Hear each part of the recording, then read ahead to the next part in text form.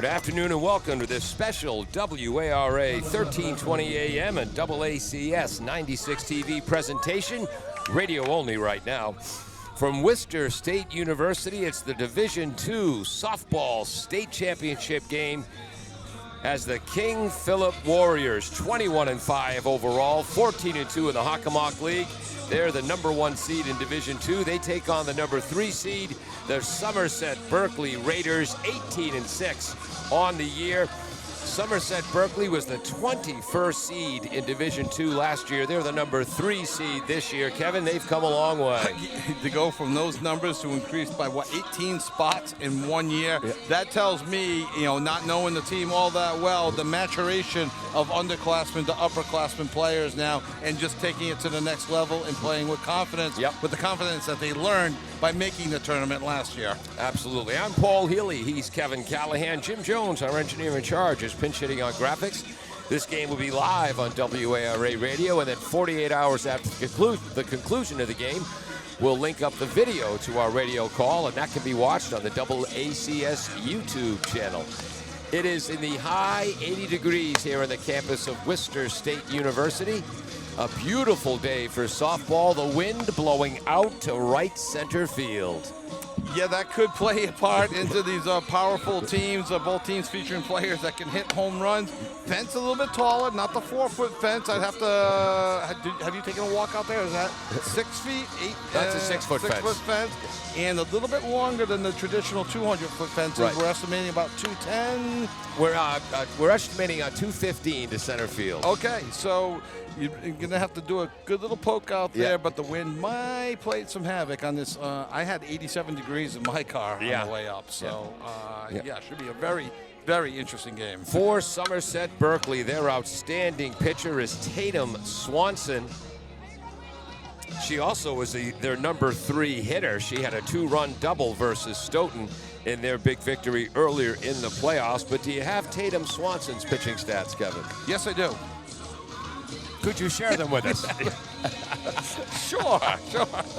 Sorry. Questions get more difficult as they go along here. Potato Swanson on the year, 9-4 over the course of 97 and a third innings. A 9-4 record, 102 hits, just 34 earned runs, just 33 walks, 108 strikeouts. Good for a 2.45 ERA. And Paul, my favorite statistic is the whip, and that comes in at a 1.39. So I like anything under a 1.5, especially under a 1.7. But you start getting under a 1.5, you're having a real good year. Tatum Swanson, who I mentioned is going to be going to the University of New Haven to continue her college ball next year. That'll be Division II softball. That's Division III. Division III, I'm sorry. They also have a Division II player. That's their leadoff hitter and shortstop, which is prima facie evidence right there. You're a heck of a ball player. Julia Costa, the senior. Yeah, and she has a 548 average with a 602 on-base percentage, 46 hits, 10 doubles, 2 triples, and 18 RBIs. And I was just realizing this makes sense if you know Somerset baseball history. She wears number 2. Jerry Remy. Jerry Remy. Lead off, good speed. Trying to see if I can find the stolen bases on we'd like to thank Somerset-Berkley for providing us with Joseph some Francis, statistics. their athletic director. So we'll try to get Somerset-Berkley is coached by Sally McKinnon in her 20th year as the head coach. She played her high school ball at Somerset before it was Somerset-Berkley, and then played collegiately at BU, which I think isn't that where Fallon Como played? I believe so. KP coach? And McCoy Walsh's sister, Libby Walsh from from King Philip, plays there now as well. Wow. So for King Philip, they're led by their outstanding pitcher, McCoy Walsh. And before the game, I was heading to my car to get more sunscreen, walked past the KP girls, interested to see if they looked tight and nervous or loose and happy. And they looked so loose and happy. Starting pitcher McCoy Walsh was playing with Charlie the dugout puppy.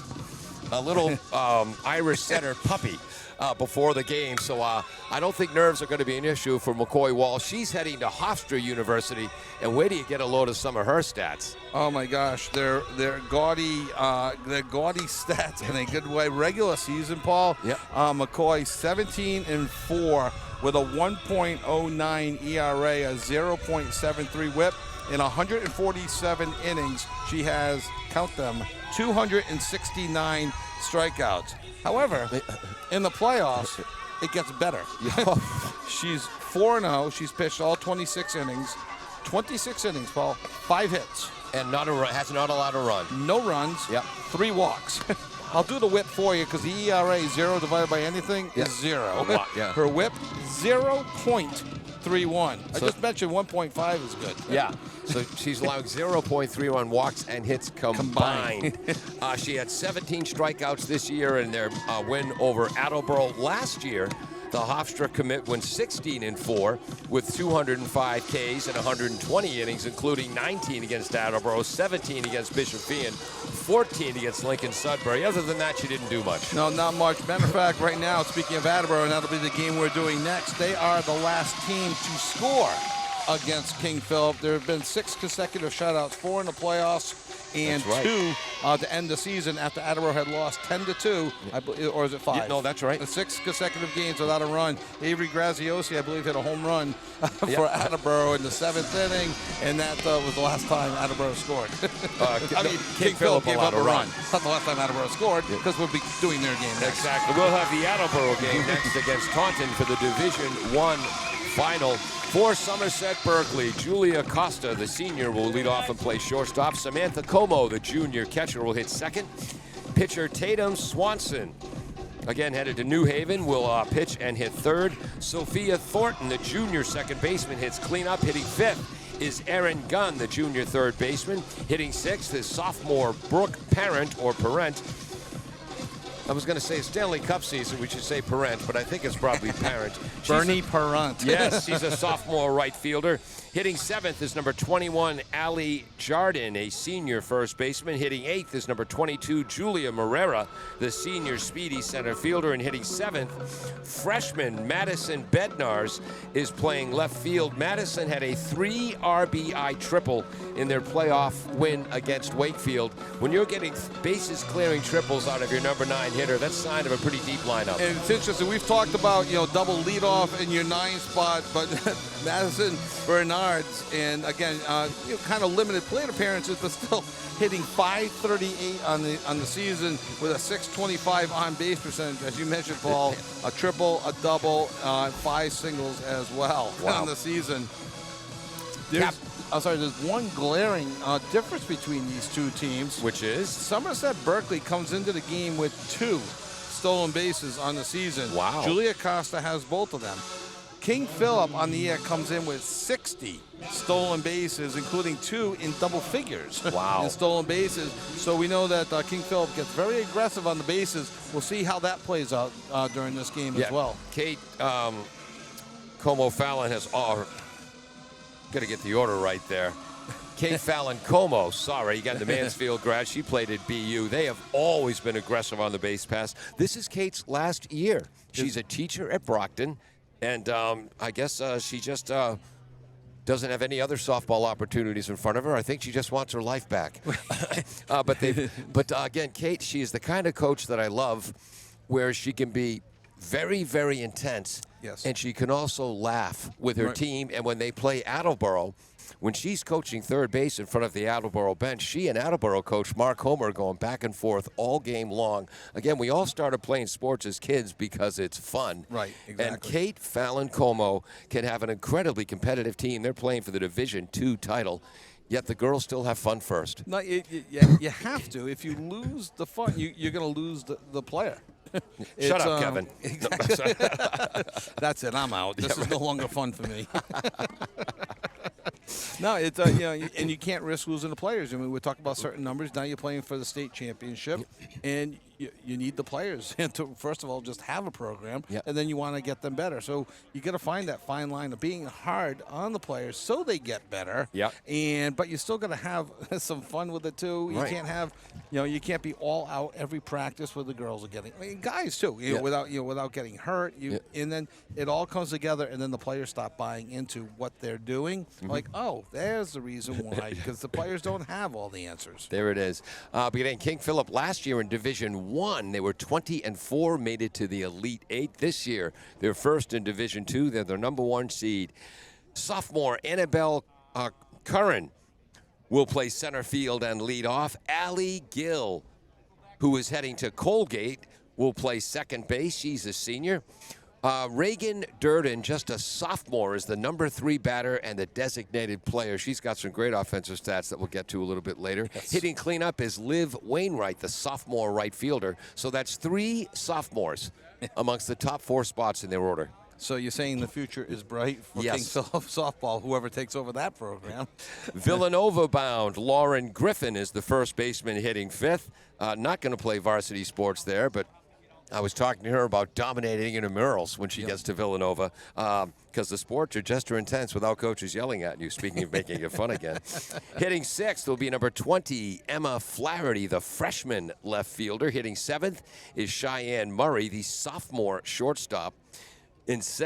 Catching is Bailey Cedarbaum, the junior, hitting 8th. Hitting 9th, Kelly Donahue, the junior third baseman, and then McCoy Walsh, the senior pitcher headed to Colgate, will not be in the batting order. But again, only 3 seniors in the starting lineup, only 2 in the batting order.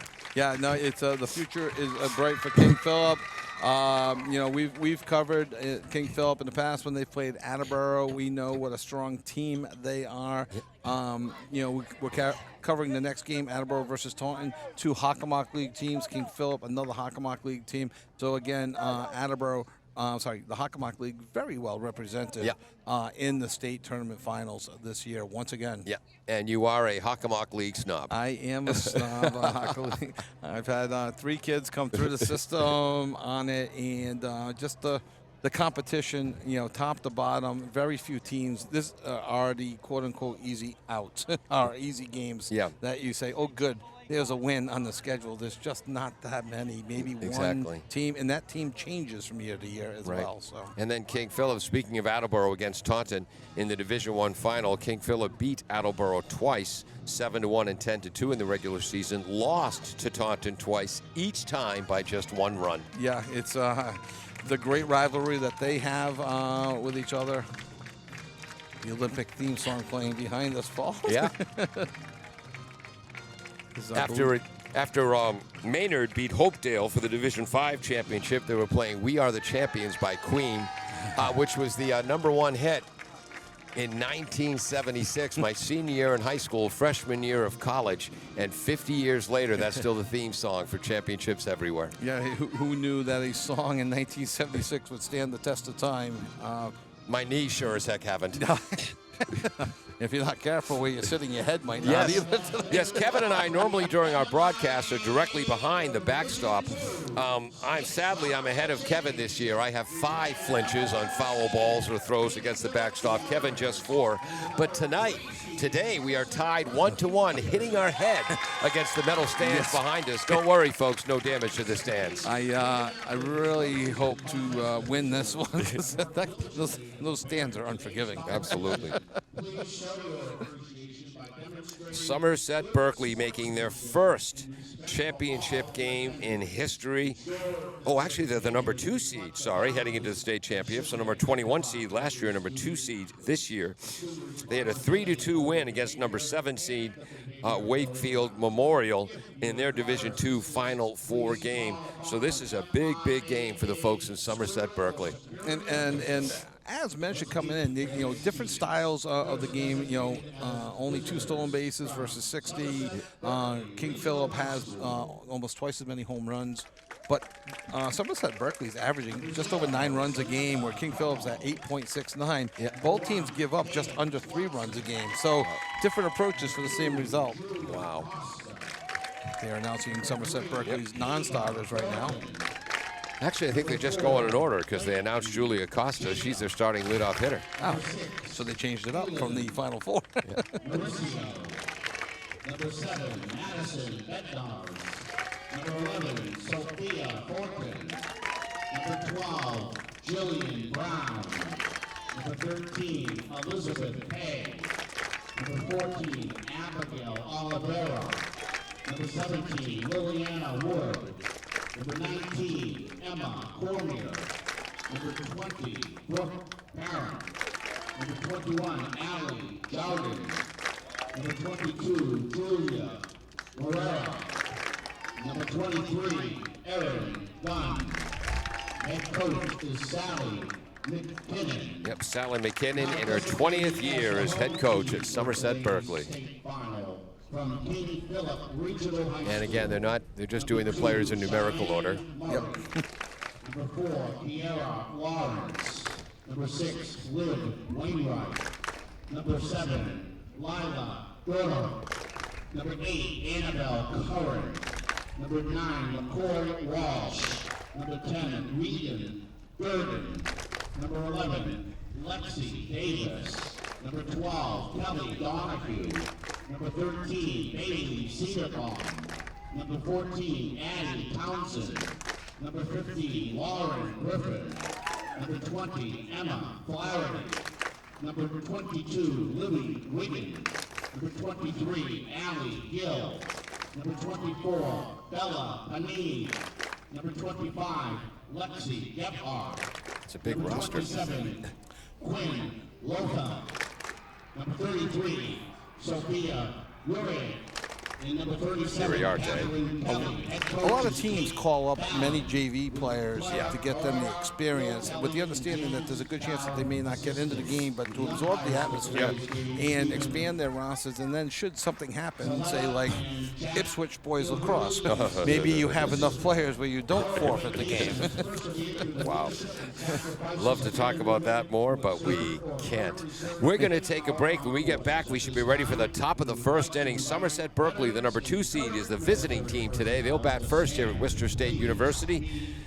King Philip, as the number 1 seed, will be the home team. We'll be right back to the opening pitch. Welcome back to 1320 WARA Radio and WARAradio.com, where we can be heard all over the world. And AACS 96 Sports and the AACS YouTube channel. This game is supposed to start at 2:30. Right now it's 2:51, and we're getting ready for the first pitch. The King Philip Warriors seeded number 1 against the number 2 seed Somerset-Berkley Raiders. So I guess you could say the power ratings got it right in Division 2.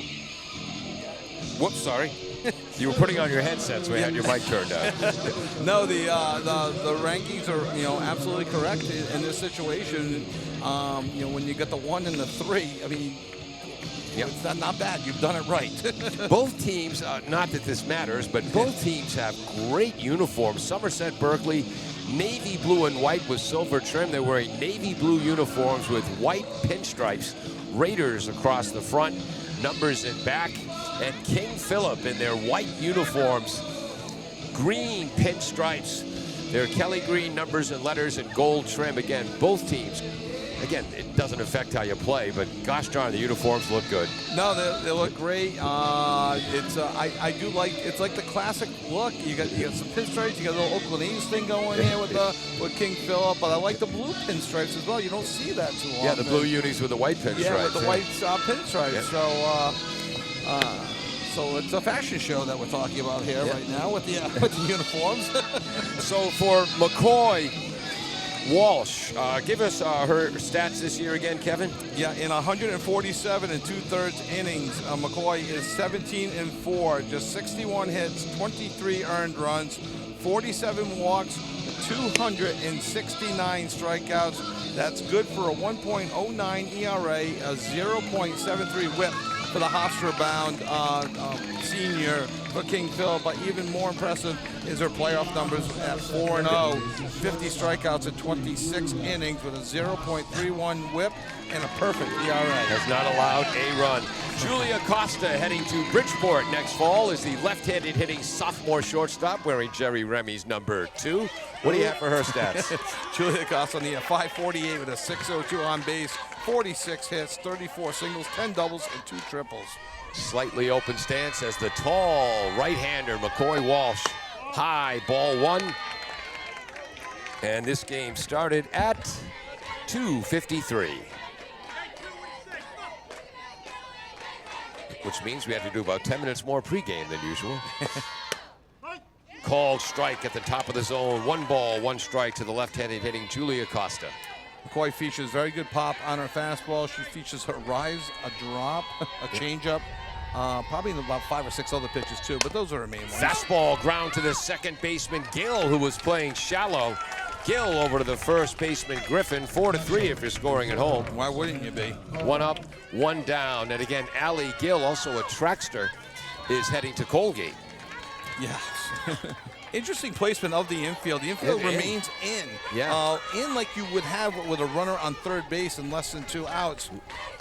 Actually, a couple steps back, but yeah, not right on the edge of what would be the infield grass, but very, very shallow infield. But foul ball 1 to Samantha Como. Yep. Yeah, it's funny. It's like that halfway between halfway and in. Yeah. it's surprising, and I don't know if it's because of the dirt infield or just respecting the speed of Somerset, or off-speed pitch, called strike. It's 0-2 to Como. Oh, that was a strike? Yep.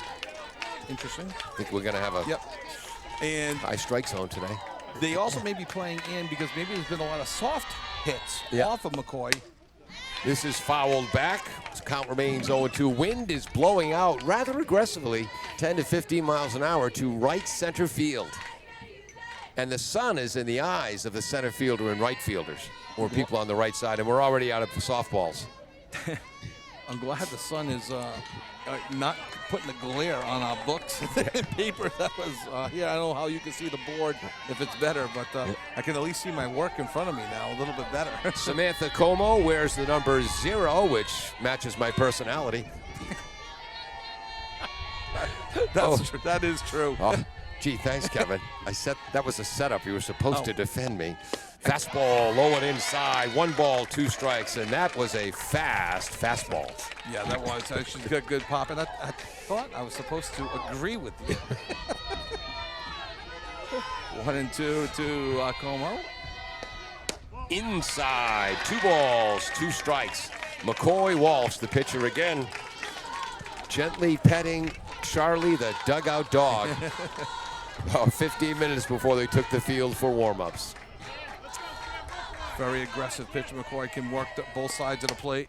Popped up, shallow left field. Might drop in. It does. That is an overrun by the shortstop Murray. And that's a very, very difficult play in this wind. And that's going to be a double for Samantha Como. Yeah, it dropped in, and it was definitely shortstop's ball for King Philip. However, you just mentioned the sun, Paul. Oh, she that's got right. the wind. She may have looked right up in the sun as the ball drifted maybe back on her. Yeah. So interesting there. This brings up the pitcher, number 3 hitter, New Haven-bound Tatum Swanson. Looks at called strike on a breaking ball for McCoy Walsh. Runner on second. No score, 1 out, top of the first. Swanson hitting .384 with a .433 on base. Fastball, that's lofted high up in the air behind us. Count goes to 0-2. Yeah, and Swanson, again, you mentioned earlier, going to University of New Haven. She has 7 home runs on the year as well as 9 doubles. Wide open stance from the right side of the plate. That's lofted to the right side up in the air. Allie Gill battles the sun and has to move back at the last minute because of the wind to make the catch. 2 outs, no score. But Samantha Como at second base for the Raiders from Somerset-Berkley. As Sophia Thornton, the junior second baseman, the cleanup hitter, steps into the box. Another right-hand-hitted batter. Yeah, no, and back on that Gill play, I thought she tracked that very well. Yeah. Yeah, she had to keep moving back on it, but it looked like she had it fouled all the way. Ball 1 high. And Sophia Thornton, 353 with a 411 on base percentage. She has 2 home runs, 24 RBIs. I would imagine that the coach for Somerset-Berkley will get aggressive with any ball to the outfield. Called strike heater on the outside corner. 1 ball, 1 strike. No score, top of the first on a beautiful day for a ball game. If you're sitting in the shade. It is a little warm in the sun. But not as humid as yesterday. Up No. in the zone, swing and a miss as that was, and then stealing third base as the ball was dropped. And as soon as it fell out of the catcher, Cedarbrom's glove, Como took off for third base. So they don't have a whole lot of stolen bases, but they do have base running awareness. Well, do you want to go with stolen base or pass ball on that? Because I think she took third because it fell out of her glove. Yep. So Pass ball. Swing and a miss. Strike 3 to end the top of the first inning. No runs on 1 hit. 1 runner left on base for the Raiders. And we head to the bottom of the first. King Philip coming up. No score in the MIAA Division II championship game. Welcome back. I'm Paul Healy along with Kevin. That's going to leave Mark Callahan as we get ready for the bottom of the first. No score. Sophomore Annabelle Curran, the center fielder, steps into the batter's box for King Philip. She's a left-handed batter. Curran hitting .393 on the year, a .500 on base percentage, 35 hits, 4 doubles, 4 triples, 2 homers, 22 runs knocked in, 34 runs scored. Looked at call strike 1, and we just learned that Tatum Swanson, she can throw the ball. She can throw with the some ball. heat as well. Yeah, averaging over a strikeout per inning as well. Ground ball to the shortstop, also playing shallow. Costa across to Jardine at first base, 6-3 if you're scoring at home. So middle infielders for both teams playing shallow on this all-dirt infield. Yeah, taking away the soft roller grounder and getting the out at first. So it's an interesting strategy for sure. Now the shortstop moved back. Allie Gill looks at an off-speed pitch called strike 1. Allie, a senior second baseman, heading to Colgate. She's hitting .495 on the year. 7 doubles, 3 triples, 17 home runs. Is that right? And 47 RBIs. That is correct. That's how many Lola Ronayne had for Attleboro last year, tied for the state lead. Fastball fouled off the plate. Yeah, Lola slumped to just 14 home runs. Yes, this year. If only I had a slump like that. I don't think I had 14 hits. Never mind home runs. 1 ball, 1 strike. Interesting. Well, hold on. Let's get to Tatum Swanson. Change up. Pulled foul. Count as 1 ball and 1 strike. So McCoy Walsh, who's the tall pitcher for KP, very smooth motion, no wasted effort. Right. Tatum Swanson. Thank you. 1 ball, 2 strikes. That's what I thought. Yeah, 1 ball, 2 strikes. But Tatum Swanson, a lot more movement in her motion. Yes. Oh, and there is a shot deep to left center field, over the head of the center fielder, off the base of the wall. Gill thinks about going to third, stays at second with a lead, with a double. 1 out, 1 on in scoring position for KP. No score, bottom of the first. Yeah, Allie Gill taking advantage of a 1-2 pitch for her 8th double of the season. You know, you have to wonder maybe on some other fields. On high school fields, that's a home run, 200-foot 200 fences. feet, the extra 10 feet in the taller fence definitely took that away. She thought about a triple, which would have been her 4th, but she I think wisely, held up at second base as a ball on high to Durden, the number 3 hitter for King Philip. Also a sophomore. By the way, Gill, a senior. Durden, the designated player. It's 2-0 now to Regan. What do you have for her stats? And for Durden, a .390 average with a .390 on base percentage, believe it or not. 27 singles, 3 doubles, 2 triples, and 7 home runs. She had 3 runs knocked in against Silver Lake. There's that off-speed pitch. A lot of movement on that. Called strike on the inside part of the plate. 2-1. No score, bottom of the first, but KP threatening. She's going to be aggressive at the plate, Paul. There's the changeup again, lofted to right field, into foul territory. Count as 2-2. For Durden, 102 plate appearances, 100 official at-bats, 1 walk, and I didn't write it down, but I'm going to guess a sac fly. Yeah. I just don't see King Philip doing sac bunts too often. Yeah. A stand-up stance in the batter's box. Kind of a right-handed version of Carl Yastrzemski. Yes. Ask your grandparents. Mike Yastrzemski, is the son of Kyle Yastrzemski, who's still in the major league. Yes, so it's not that way. 3 balls, 2 strikes as Regan Durden lays off the high fastball. Kit could not lay off the high ones in league of their own. I would have had that. Yes, as it bounced towards us, we're just to the right of home plate. It's not a flinch if I actually go for it. Exactly. Okay. Count remains 3-2 to Regan. She's a sophomore. She'll be followed by another sophomore, Liv Wainwright. So this is the last season for Kate Fallincomo. She's going to be leaving a hell of a team behind. Whoever takes over. Fastball hit to the third baseman, Gunn.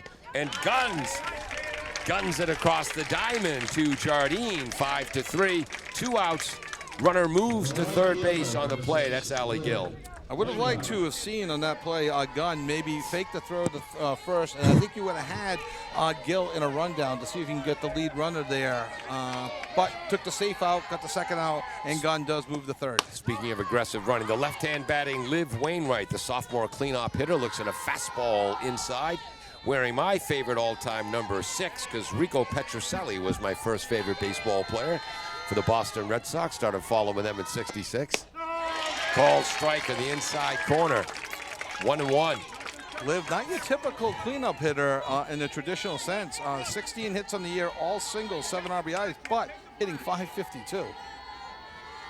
Tatum takes something off that high in the zone, fouled off to the left. Count moves to 1 ball, 2 strikes. No score, bottom of the first. KP with a runner on third, 2 outs. Kevin? Both pitchers featuring a lot of pop on their fastball. Yeah. But again, Tatum Swanson kind of explodes into her motion. High, 2 balls, 2 strikes. Yeah, where McCoy is kind of like a smoother, I think, as you mentioned it before. Smoother delivery, all in one motion.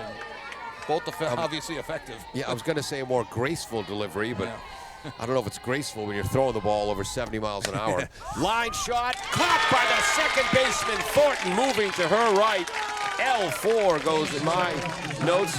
So both teams put a runner in scoring position in the first inning, but neither team could push them across. No score. We'll be back with the second inning of the MIAA Division II final right after this.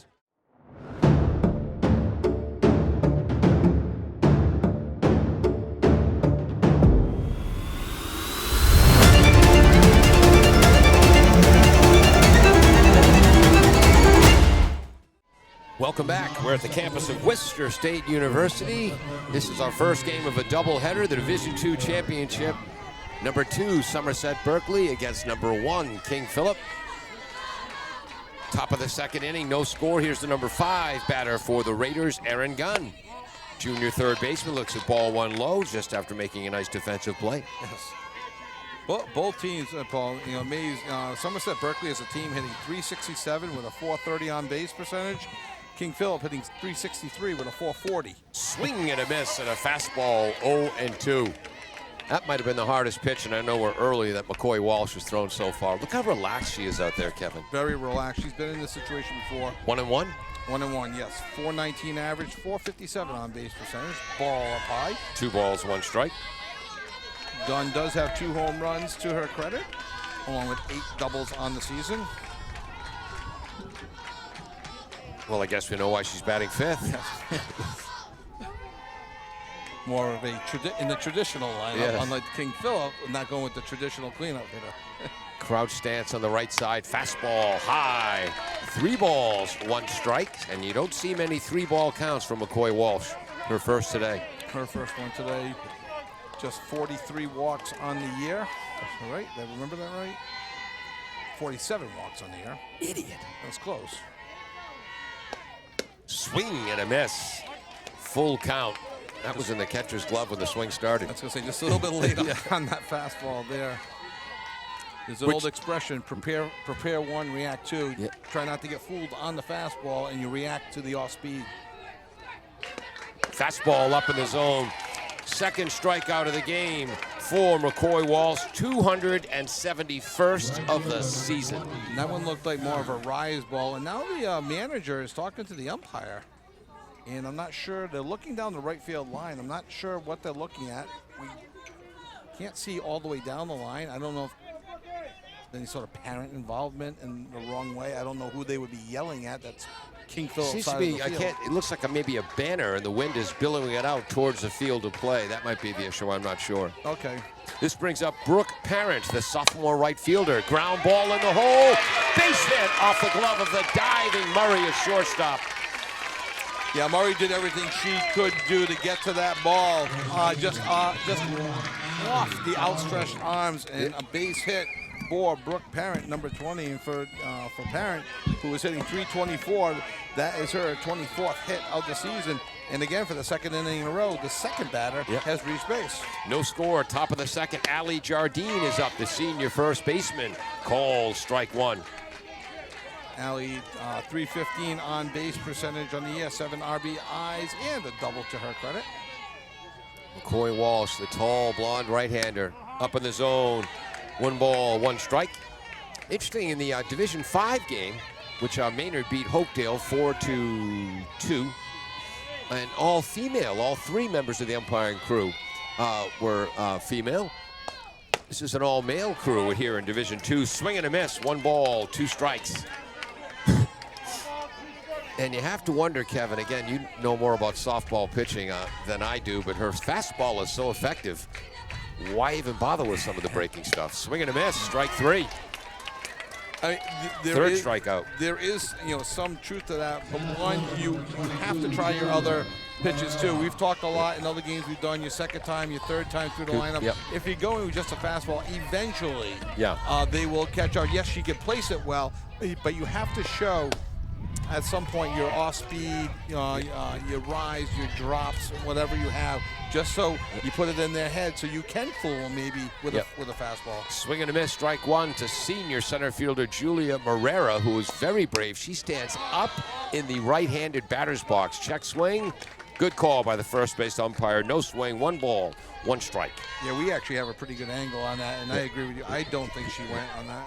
Again, up in the box against McCoy Walsh. That means Ms. Morera is a very confident young lady. .419 on base percentage. Call strike. That was a fastball on the inside corner. Yeah, Morera kind of gave it a look like, I could see that being a strike. I wasn't going to hit that pitch. And you don't have to swing at it with less than 2 strikes. 1 and 2. Up in the zone, swing and a miss. So with a hit by the second batter, but McCoy strikes out 3 batters that inning, 4 in the game, 273 for the year. And we head to the bottom of the second inning. No score. King Philip coming up against Somerset-Berkley in the D2 final. Welcome back to 1320 WARA, WARAradio.com, and 48 hours after the conclusion of this game, we'll attach our video to this broadcast, which you can watch on the ACS YouTube channel. That's the word double, the letters ACS, Attleboro Area Cable Systems, ACS YouTube channel. It's 48 hours after the completion, even if the game is suspended, and you restart it 19 hours later. Like Attleboro's semifinal victory over Central Catholic. Low ball 1 to the right-handed hitting Villanova-bound Lauren Griffin, the senior first baseman. I said to our engineer, just to Joe, I said, but that's not fair. He said, that's the way it is. Call wanted to swing at that and then held back. It is 2-0 to Griffin again. She'll be hitting the books at Villanova and hopefully playing intramural sports. Some of the most fun times I've had in my entire 67-year life came playing college intramural sports. Called strike on the outside edge, 2-1. Yeah, I won a championship in floor hockey as a goalie. I was on a team with the wrestlers. Nobody was getting the ball by them. High, 3 balls, 1 strike to Lauren Griffin. Powerful right-handed hitter in a crouch stance. First batter of the second inning. And for Griffin on the year, .338 with a .440 on base. 7 doubles, 17 runs knocked in. I lost the ball. It went to right field. Base hit. Yeah, base hit to right, and it looked like for a second that the right fielder, Brooke Parent, may have tried to get her out at first, kind of rushed herself a little bit, bobbled it, maybe wise. I don't think she had a chance at it, but that's just my opinion. Just want to say to Lauren, please don't swing the bat when I'm looking down at my stat sheet. I don't need your help looking bad. Ball one outside to the number 6 batter, Emma Flaherty, the freshman left fielder, 1-0 to Emma. No score, bottom of the second, Division II final. 303 on the 390 reach base with a home run. There's a shot caught by the second baseman, Thornton. That's the second line shot. Thornton is caught, moving to her right. Are you giving that one a star? Oh, yeah. Oh, good. I don't want to infringe on your scoring, but that one deserved a star. Absolutely. And good base running there by Griffin to not get doubled off. Froze on the line drive and was able to get back without a throw. Good for her. Coach Kate Fallon. Oh, there is a drive to left center field deep.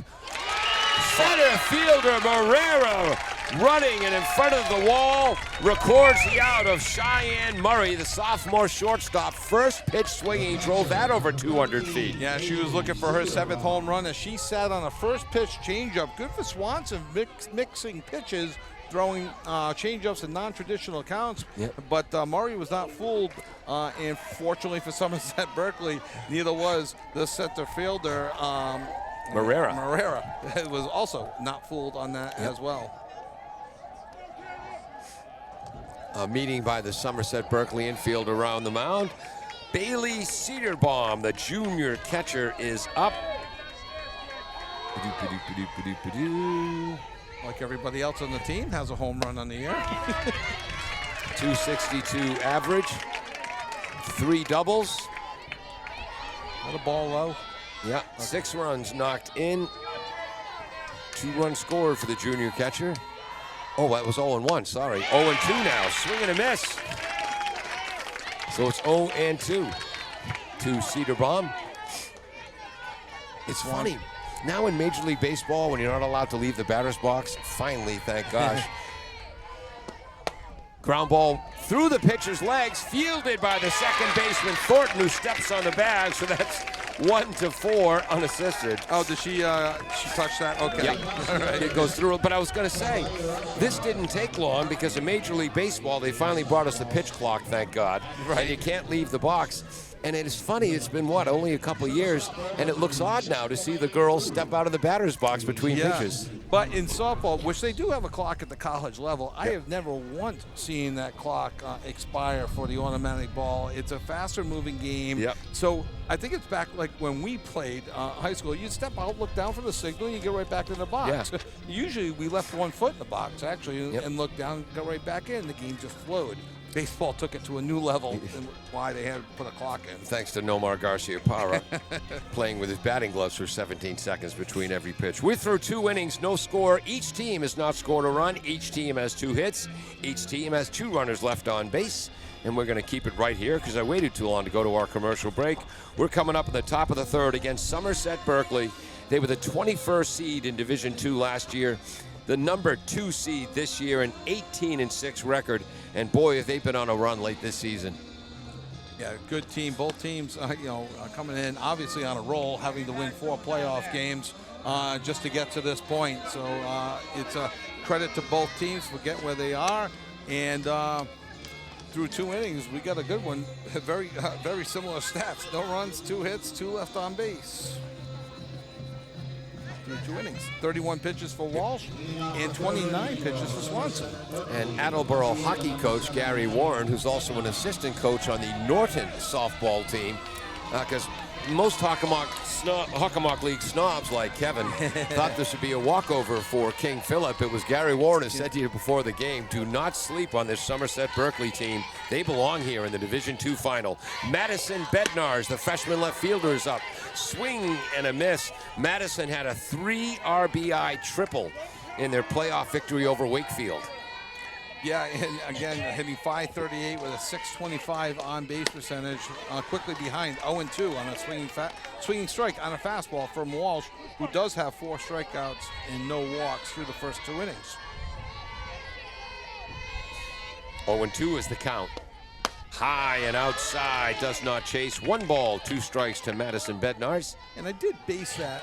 It's based on seeing King Philip hit all year, knowing their statistics, and not seeing Somerset-Berkley, and not knowing their numbers until we got here. It just felt like King Philip was, statistically speaking, and McCoy Walsh pitching, going to Hofstra, probably the best pitcher we've seen, and the Kelly Rex MVP of the Hockomock League this year. Fouled off to the right is the freshman Madison Bednarz, or the ball was fouled off. Madison's not fouled off. 1 ball, 2 strikes. Line shot over the glove of the shortstop Murray into center field. How's that for your number 9 batter, a freshman, with a line shot for a base hit against McCoy Walsh? Good, yeah, I'm glad you called that a hit ball. That was an extraordinarily high hit. Shortstop jump did go off of her glove, but it was hit so hard, went off the glove, that it was picked up by the center fielder like it was just a regular line drive hit. So that's for Somerset-Berkley, their 3rd hit of the game. First time getting leadoff on. Yes. So we'll see how Somerset-Berkley plays this, obviously against a very good pitcher in Walsh. Sally McKinnon, the head coach, comes up to talk to Julia Costa, the leadoff hitter, covering her mouth so we can pick up what she's saying. Apparently she's heard of your inability to keep a secret, Kevin. Called strike, fastball on the outside corner, 0-1. My own kids, rat out my own daughter, Jenna, for 18 years, so she's been talking for 17. Jenna, I cannot read lips. There's a shot, to the first baseman. Stepping on, that was a line shot to Griffin at first base. Fielded the ball, stepped on the bag for the out, threw to second base. Beating the throw to second was Parent. So 1 out, runner in scoring position. Yeah, if anybody's wondering why she didn't get the lead runner for the force out, those a line shot on the ground that she knocked down on top of the base, got the force out, turned through the second, which now becomes a tag play. She got in there easily, did the runner in the pop-up. That was the catcher Bednarz. did Bednarz, and That was the sound of the ball hitting the top of the press box, 0-1. the catcher, Cedarbaum for King Phil, could not find that ball, and much to her happiness, as you mentioned, it hit the press box. But both the number 9 hitter, Madison Bednarz, and the number 1 hitter, Julia Costa, they both hit the ball very hard. Which should give Somerset-Berkley a lot of confidence as they now go through the lineup a second time against Walsh. Foul tip into the glove on a fastball, so it's 0-2 to Samantha Como, the catcher who wears number 0. She had a bloop double to left field and was stranded at third base in the top of the first. It's the top of the third now, no score. Line shot into left field for a base hit. Oh, she bobbled and left. But the runner holds, moving to second, so we're gonna call that a base hit. Yep. For Como, and I think we have to have an E7 allowing her to go to second. Yeah, it was when the bobble happened, and Flaherty came up throwing towards home because she thought maybe the Bednarz would be scoring. That Como took second on the bobble and the throw. So with runners on second and third, the number 3 batter, starting pitcher Tatum Swanson is up. Tries to bunt the ball high, misses. Strike 1. She's hitting .353, 2 homers, 24 runs knocked in. Did we mention she's also the pitcher? Yeah, and going to the University of New Haven, trying to help herself. You don't see the direct suicide squeeze of softball. You see more of a safety squeeze. Swing and a miss at a ball well out of the strike zone. And going for that safety squeeze where they look the runner back, go to first, and the runner breaks for home. And by that time, that happens, is usually safe. Infield in for King Philip. No score. Top of the third. Strike 3. Swing it, or another foul tip. Kevin, all 3 of those pitchers were high out of the strike zone. Yeah, she climbed the ladder on all 3 and just kept going just a little bit higher with each pitch, and got Swanson to chase after, especially the last 2, which were up and out of the zone on those rise balls. 2 outs, runners on second and third. Swing and a miss by the number 4 batter, Sophia Thornton, the junior second baseman, who was recorded by strikeout in the first inning. We're in the top of the third, no score, but the Raiders of Somerset-Berkley threatening. And Thornton with a .353 average herself. Strike 2. And since the single to left, Walsh has thrown 5 consecutive strikes. Yep. Thornton with 24 RBIs on the season. Would love to pick up 25 and 26 right now. Swing and a miss. And again, that was up out of the strike zone.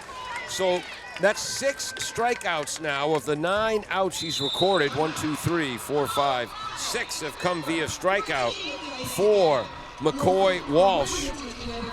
But Somerset-Berkley gets 2 more hits. They have 4 in the game. They have now left 4 runners on base. We head to the bottom of the third. 0-0. King Philip Warriors coming up with their 9-1-2 batters. We'll be right back. Welcome back. I'm Paul Healy along with Kevin Callahan. Jim Jones, our engineer in charge, running our graphics. Kevin, you gave us an outstanding stat during that commercial break. You look at it statistically, oh, McCoy gave up 2 hits, oh, the starting hitter. Yeah, she threw 16 pitches, 15 for strikes, wow, including 3, 6, you 11. count good. Thank you, including the last 11 in a row wow, for strikes. And again, I was talking earlier how effective her fastball is. You were talking during the commercial break, her rise ball's been even better. Yeah, if you can't, for her, you mentioned just stick with the fastball. I'm saying keep climbing the ladder. You know, it starts at coach's pitch for T-ball all the way up, baseball, softball, not. Called strike in the low part of the zone to Kelly Donahue, the junior third baseman. She's hitting number 9 in the order, left-handed batter. Beautiful pitch by Tatum Swanson there. Change up off the plate. It's a swinging bunt fielded by Swanson. Not in time at first base, allegedly. So that's an infield hit. These are bang plays, and a lot of times that goes in favor of the defense. It did not. And just to finish that thought on Walsh, you keep climbing the ladder until they start to lay off or start making contact. Now we got a mound visit, probably as the order's turning over now as they bring up Annabelle Curran, her second time up. You know, how are we doing the bunt defense with nobody out? How are we covering steals? As mentioned, 60 team steals on the year. Let's see how many Donahue has. Donahue's got 4 of them. Donahue ground out to the shortstop. Costa, her first time up in the bottom of the first. Curran did. Curran, thank you very much. Curran grounded out to Costa, the Somerset-Berkley outstanding shortstop. We're in the bottom of the third inning. No score in the Division II softball title game on the campus of UMass Worcester. Curran, a slap hitter. A lot of slap hitters like to go to the left side when they hit the ball. Look for her. She does hit the ball to the left side for Donahue to continue on to third on any ball hit into the infield. I just showed my age. It's Worcester State University. Did you say college again? Yes, it was Worcester State College when I was at Bridgewater State College. It'll always be college to me. Foul to the backstop, more importantly. It wasn't 0-1 to Annabelle Curran. It wasn't the Worcester Normal School when you were coming through for teachers? Bridgewater, I think, was the first teachers college, one of the first teachers colleges in America. Really? And it was the Bridgewater Normal School. Count as 1 ball, 1 strike to the left-handed hitting leadoff hitter Annabelle Curran. High and inside, 2 balls, 1 strike. I should wait for the umpire to call that. Watching Donahue, she's a very aggressive secondary lead. She runs off the base like she is stealing, which is great base running because you never know if she's going to go or not, and that puts the pressure on the Raider defense. Fastball catches the outside corner.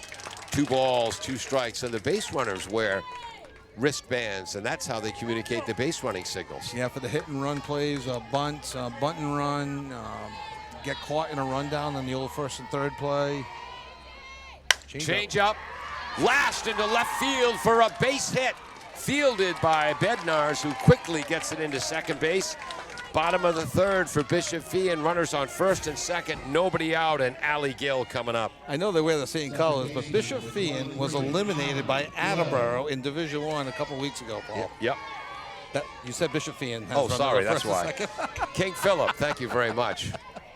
That's exact. Change up, swing and a miss, as Gill was just a bit ahead of that one. Yeah, her head may have been over the fence in left field. She was looking at Coach Kate Fallon Como in the third base box by the time she swung there. Ball outside, 1 ball, 1 strike to Allie Gill. Could hear the ball pop that mitt. Yeah. Good pop on that fastball. 1-1 to Gill, mentioned earlier. 17 home runs, made a bid for her 18th with a double to center field in her first at bat. Change up, swing and a miss, 1 and 2. Swanson does not have a strikeout yet, but moving the pitches around, not afraid to throw her changeup at any time in the count, and has a really good fastball as well. Against Wakefield in the Final Four, she threw 126 pitches across 7 innings, left 7 on base in that. Oh, there's a shot. Riser. Deep left field, looking back. Home run! Allie Gill with her 18th home run of the season. 2-0, 3-0, Bishop Fien. King Phillip. Oh, Russ. 3-0, King Phillip in the bottom of the third. I got it right the third time. My apologies. And for Swanson, who had Gill 1 and 2, you know, we talked about Somerset-Berkley swinging at balls out of the strike zone. Allie Gill swung on the ball out of the strike zone that I'm sure the coaches were like, no, don't swing at that. Yeah. That ball was that high, Paul. We're talking neck high. Yeah. But she started her swing early enough, connected on a ball to dead left field for a 3-run home run for her 18th home run of the year. And RBI is 48, 49, Ooh, and 50. tough hop. That took a Tony Kubek hop over Acosta. If you look back, what year was that World Series? 63 or 64? Yes, a ground ball to Tony Kubek. I'm going to go with hit on that Yeah, because absolutely. of the hop it took. Yeah, it took a hop like that and hit Tony Kubek right in the neck. They scored that a base hit, so we're scoring this a base hit. So that's a base hit for Regan Durden. First pitch swinging after the 3-run homer by Allie Gill of King Phillip. And I'm writing infield hit, hop. This is Liv Wainwright, who lined out to the second baseman. Ball gets past the catcher, moving down to second base. Oh, a wild pitch in that. It bounced. Moving down to second base is Regan Durbin. So it's 3-0 King Phillip Regional, the Somerset-Berkley Regional. The count is 2-0 on Liv Wainwright. And the Warriors have another runner in scoring position. I just love the Tony Kubek reference. You know, Well, I was a kid then. It made a huge impression on me. yeah, apparently, because I only know him as an announcer Yeah. on the NBC Game of the Week on Saturdays. Ground ball off the plate to the third baseman. Looks the runner back. Waits too long to throw to first base. Runner is safe at first, and moving to third is Regan Durden. Now, I know fundamentally they tell you in that situation, look the runner back and then throw. But that ball bounced off the plate. Right. And by looking the runner back, she gave Wainwright time to beat out the throw. How you scoring that? I'm not sure how to score it. She waited, and because of the weight is why she's safe. I might have to go with an error on that one because she should have had her out 5-3. Don't you think? I could be swayed either way. No, I think I kind of agree with that. Okay. So we're putting that as an E5. Again, more of a mental error than a physical error. Correct. And again, they have to call timeout to put a base running wristband on. So runners on first and third as Durbin went to third. So it's 3-0 KP. They've sent five batters to the plate. This is the sixth batter this inning, 1-1 as the runner takes second. Sharp ground ball to second base there. Paul brings the run in for Griffin, making the score 4-0. Advancing to third is Wainwright, who took second on the previous pitch, making it second and third. So 1 out, but an RBI for Griffin. And for Griffin, that is her 18th RBI of the season as Flaherty comes to the plate. 4-0. King Phillip fouled off over our head. 0-1 to Emma Flaherty, who hit a line shot in the second inning. Great play by the Somerset-Berkley second baseman Thornton to stab that ball. 0-1. 4-0 Phillip, King Phillip, 1 out here, bottom of the third. Somerset-Berkley keeping the middle infielders back, giving up the run to get the out here. 1 ball, 1 strike.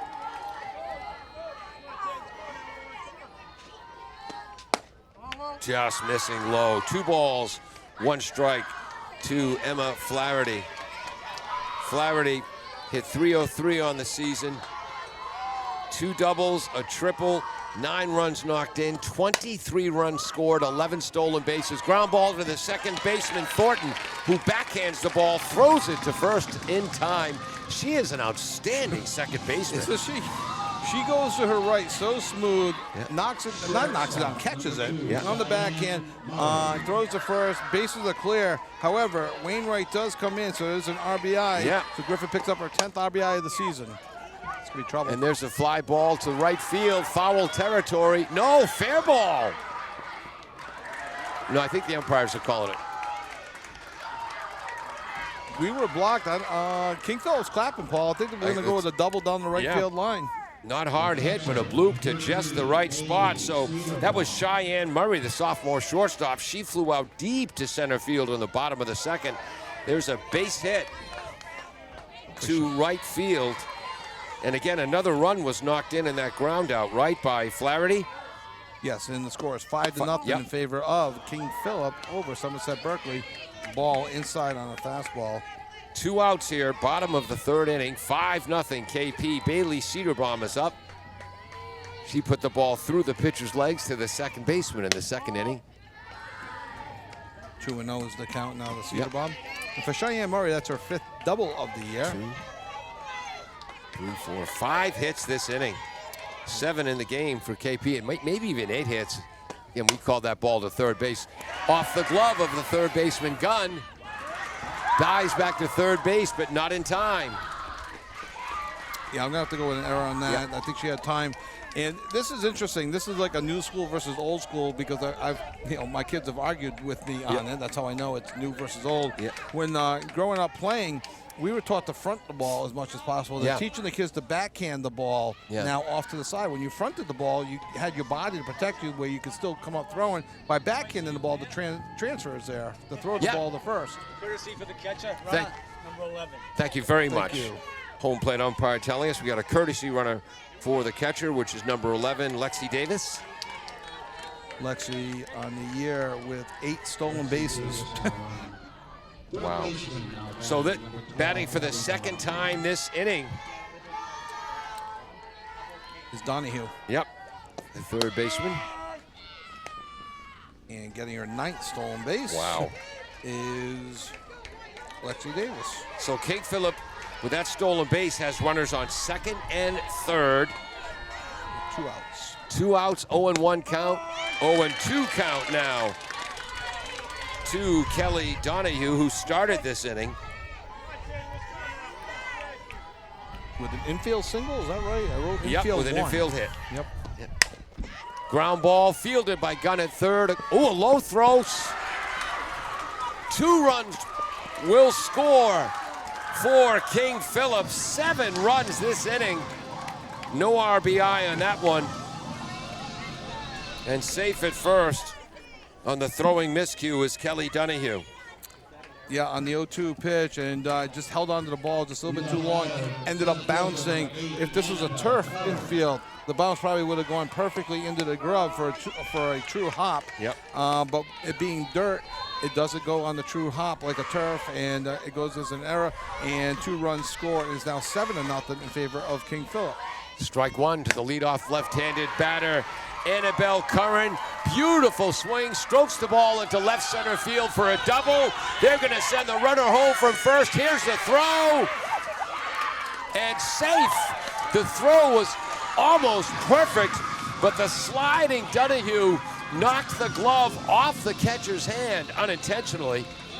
And that's going to be the 8th run of the inning, an RBI and a double for Annabelle Curran. Goes to third on the throw. Yeah, as the slide took the glove off, and so the glove and the ball landed on the ground. She would have been out, but the slide took the glove off. As you mentioned, unintentional. There was nothing malicious about it. It just came off. As Durden looks at strike 1, she also had an infield hit this inning and scored on the 3. No, she didn't score on the home run. Yes, so that's an RBI. Ball is outside. 1 ball, 1 strike now to Allie Gill, who has a double to left center field and a 3-run homer earlier in this third inning. 1-1 is the count. So it's 8-0 now. KP in the bottom of the third. There's a base hit to the right center field gap. And another RBI. That reaches the wall 215 feet away. Gill's heading to third base. Slides in safely. Beautiful throw from the right fielder Parent to the cutoff Costa. And that was a great throw to third base, but Gill was just too fast. Yeah, absolutely. And now, lost track of the count. 1, 2, 3, 4, 5, 6, 7, 8, 9 runs. And we're going to have a pitching change. Yep. All right, so Let's see who they're bringing in here. I believe this is going to be 1, 2, 3, 4, 5. coming in will be 6, 7, Sophia 9. Thornton, is my guess. Number 11, is that accurate? Yep, that's right. And Sophia Thornton, a good pitcher, very good pitcher in her own right, through almost 62 innings, 61 2/3, Paul, with a 0.68 earned run average, a 1.01 whip, as she only 41 hits, just 6 earned runs, 21 walks, 71 strikeouts in those 61 2/3 innings.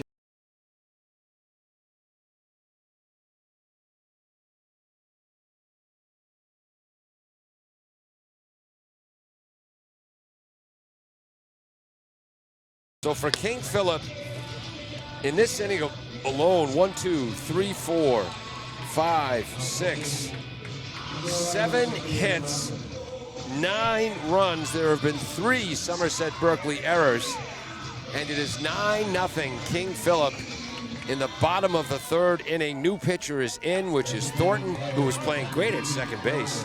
Yeah, she really was. And here comes the number 3 batter, Regan Durden, who's ground out to 3rd and had an infield hit earlier this inning on that bad hop over the shortstop, cost his head. Yeah, and again, King Philip taking advantage of the mistakes, and they become unrelentless. Fly ball to center field. Camping under it is Morera, and she makes the catch for the 3rd out. So King Philip, 9 runs on 7 hits that inning, so they now have 9 runs on 9 hits in the game, 3 Somerset-Berkley errors, and King Philip has left 3 runners on base. We head to the top of the 4th, 9-0 King Philip over Somerset-Berkley. We will be right back.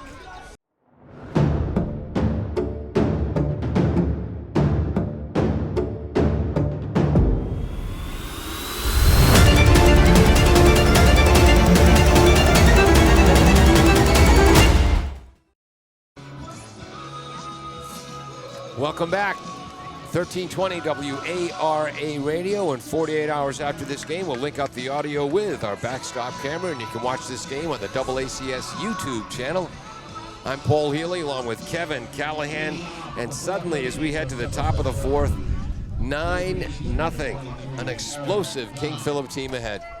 And I mean, and for King Philip with 9 hits now through 3 innings, and a couple of mistakes by Somerset-Berkley, and King Philip, they're one of those teams. Called strike on the inside corner to Erin Gunn. Whenever Attleboro played King Philip, there are certain teams that, okay, in order to win this game, you can't make a mistake. Yep. Other teams, you can make mistakes and get away with it. High and outside, 1-1. Yep. Sorry, King Philip's one of those teams you really just can't make any mistakes. McCoy has had games in the past, where she does give up runs, but it does seem like she's in a groove right now. Fly ball into not shallow center field, carrying as the wind's blowing out. Catch is made by Curran. Well hit by Erin Gunn, but that's an out. And with King Philip, you make half a mistake and they take advantage. Right. I mean, every time. And there was a play, just a quick pause, and the hustle down the line, everybody's safe. Yep. And so just little things. They are very aggressive and they're very well coached. There's a shot. Base hit looped over the 3rd baseman's head. Brooke Parent. That's her 2nd hit of the game. She had an infield hit to shortstop. And there's a ball just over the head of the 3rd baseman into left field. Brooke Parent is 2 for 2. Reminded me of Samantha Como's hit back in the 1st inning that went for a double. I was wondering if Parent was going to try to extend that into a double. I think wisely held up. Yep. You can't take chances. You have to go station to station and hope that you can get back into this game. Check swing, which I guess they call ball 1. This is Allie Jardin, the senior first baseman, struck out swinging her first time up. Yeah, that time she... No, Ooh. The base umpire said no. 2-0. Oh, wait. He just said it's 1-1. Because I thought it was a foul ball. But the base umpire said he didn't swing, so maybe... Okay, so the first pitch must have been a strike. 1 ball, 1 strike. Or the home plate umpire didn't check. Yeah. Squares to bunt, pulls back, low and inside. Runner's going, runner was going. parent and then decided to go back to first base, dove into first base, and now her uniform is covered in dirt, a la Pigpen from Peanuts. Now, it looked like she may have been either misread the signal a little bit. There's also, a rule that 2 and 1. it takes a long time for players to adjust. If you don't get a good jump on a steal, go back. You don't have to steal just because we gave you the signal. That could have been a case there where she realized she got a bad jump and went back. Swing and a miss, 2 balls, 2 strikes to Allie Jordan, the senior first baseman. So King Philip with 9 runs. According to Kevin and our stats, 4 of those earned. We're not confident in that figure. Swing and a miss on a fastball. That's the 7th strikeout of the game for McCoy Walsh, who again prepared for this game by petting Charlie, the dugout dog, an Irish setter puppy. Whatever it takes. Julie Morera is up for her 2nd time. She's the junior center fielder. How's she done this year as she looks at ball 1? She's done very well. Hitting .538 on the year, 625, 6 on base percentage, 625 on base, 6 RBIs, and a double and a triple. For the first time I've seen here in the top of the 4th, McCoy Walsh just shook off the catcher Cedarbaum and fired a strike. 1 ball, 1 strike to Julia Morera, the outstanding senior center fielder. Fouled off over our heads, 1 ball, 2 strikes. The way it was spinning, I thought it might have come up and over. So I was about to save your life, Paul, is what I was about to do. Jim ducks for cover. I was ready to save your life. Coach Sally McKinnon in the 3rd base coach's box for Somerset-Berkley. Change up. Ooh, strike 3 on a beautiful change up. 8 strikeouts now for McCoy Walsh. It's the first one looking. That gives her 277 strikeouts on the season. We head to the bottom of the 4th inning. It is 9-0 King Philip. Somerset-Berkley, no runs on 5 hits. They've left 5 runners on base. We'll be back for the bottom of the 4th on AACS 96 Sports and 1320 WAR. Nailed the dramatic pause. Welcome back. We're on the campus of Worcester State University. Paul Healy along with Kevin Callahan. We head to the bottom of the 4th. In the bottom of the 3rd, KP sent 9, 10, 11, 12, 13 batters to the plate. 7 base hits for a total of 9 in the game. All 9 of their runs scored in the bottom of the 3rd. We had 4 of those earned. And up first is left-handed batting Liv Wainwright, the sophomore right fielder, tried a slap hit attack and fouled it off. She is lined out to second base, reached on an error and scored. It's 0-1 to Liv. Stole a base as well. Thank you. High. 1 ball, 1 strike. Again, the shortstop, Costa playing in a little bit. Second baseman Swanson now playing back. Ball outside, 2 balls, 1 strike to Liv Wainwright. Thornton just her 2nd batter as she replaced Swanson last inning. Yep. Retired Durden on 2 pitches. Ball inside, 3-1. There has not been a walk issued by either team or a hit batter yet in this game. And it also has not gotten any cooler here. Slap over the shortstop's head towards the gap, cut off by the left fielder Bednarz. Base hit for Liv Wainwright, and that was a clinic in slap hitting from the left-hand side. Yeah, as we mentioned, a lot of times the slap hitter will go to the left side a lot, so you can position that way. But it's 3-1. She just, I hate to simplify it, but she just stuck the bat out there. But she did it in such a way she knew exactly it wasn't an excuse me hit. Yep. She's like, this is how I'm going to get a base hit. She allowed the speed of the pitch to provide the power. Exactly. So this brings up Lauren Griffin, the senior first baseman, who has a base hit to right field and then ground out to second base that drove in a run. She looks at a nice breaking ball for a called strike. 0-1. 9-0 KP in the bottom of the 4th. High. 1 ball, 1 strike to Lauren Griffin. High ball. Lauren has knocked in 17 runs this year, scored 13. Called strike on the outside corner. 1 ball, 2 strikes. And again, Miss Thornton. Sophia Thornton, the junior, started at second base. Now change up. Again, a gentle swing. Just poked into center field for a base hit. You're right, Kevin. They're just putting the barrel of the bat in the strike zone. I just hit my head for the second time. Oh, all right, good. So we got 2 each. And again, 2 times in a row, KP allowed the speed of the pitch to provide the power. Well, that was a little bit more of a changeup too. So she did a real nice job of keeping her hands back as well. 11 for 15. 11 for Thank you. 15. Okay. And that's a pinch runner.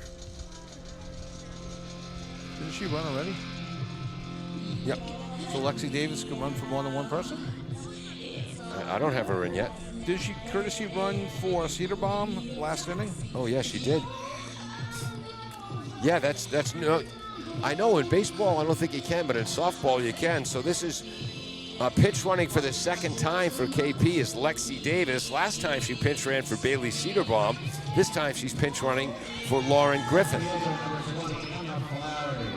And I think, and there's actually a rule thing too. You're a courtesy runner for one, and a pinch runner for the other. You're a courtesy runner for the catcher, which means you can do it over and over and over all game. And the pitcher. When you're a pinch runner, if you do it again, that person has to come out of the game. Beautiful pitch on the low outside corner to Emma Flaherty. Call strike 1. Emma lined out to second base on a nice play by Thornton, and then ground out to second to knock in a run. Fastball up the middle, base hit. Hitting third base and turning for home is Wainwright. She'll score 10-0. The King Philip Warriors. Moving to second base was the pinch runner, Lexi Davis. And before anyone asks on run rule, first of all, in general, anyway, a run rule is after five innings, the 5 at-bats for the losing team is the best way for me to explain it. But in the finals, there is no run rule. I think from the Elite 8 on, there's no courtesy for the runner. Elite 8 on, there is none, so definitely in the finals. Cheyenne Murray is up, looks at ball 1 high. She flew out deep to center field and then had a base hit to right field and scored a run in the third. It's now 2-0. Yep, 10-0. Bishop Fian. No. Excuse me, King Philip. Wow. Why do I keep doing that?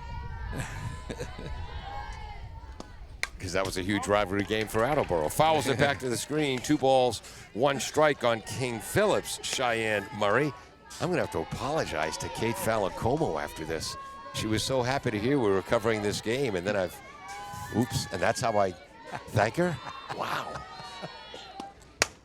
There's a fly ball to right field. Gently heading back as Parent makes the catch. Runner at second is tagging, and she'll be in there safe.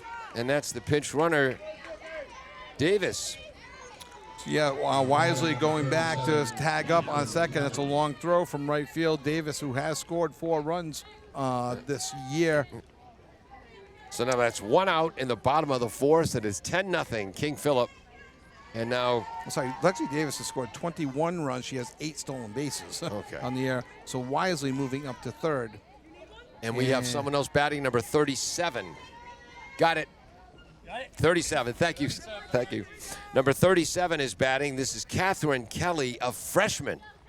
So Catherine Kelly is pinch hitting for the catcher, Bailey Cedarbaum, who I assume will re-enter. Catherine Kelly has 1 hit on the year. Do you know what that hit was, Paul? Home run. And a stolen base. Looks at called strike 1. She's immediately my favorite player on King Philip. You know why? She's wearing number 37, Bill Spaceman Lee's number. Kevin's been shaking his head at me a lot today, folks. I was trying to figure out the numerology before you went there, and I couldn't come up with Bill Lee fast enough. You still floored me in the Tony Kubek thing. Yes.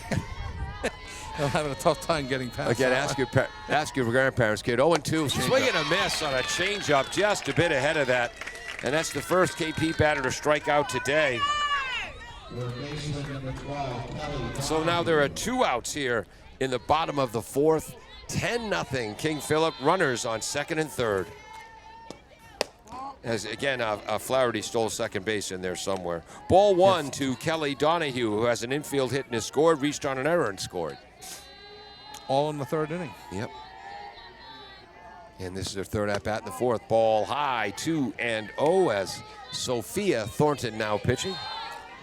So second and third, 2 outs, a base hit here with knowing their aggressive style on the bases, could plate 2 more. Ball high. Yeah, the way the Warriors run the bases, man, they only try to take the extra base when they're awake. If they have a runner on who can stand up and take in solids, they try to take the extra base. Call, strike, 3 balls, 1 strike. Taken all the way was left-handed batting Kelly Donahue, the outstanding junior third baseman.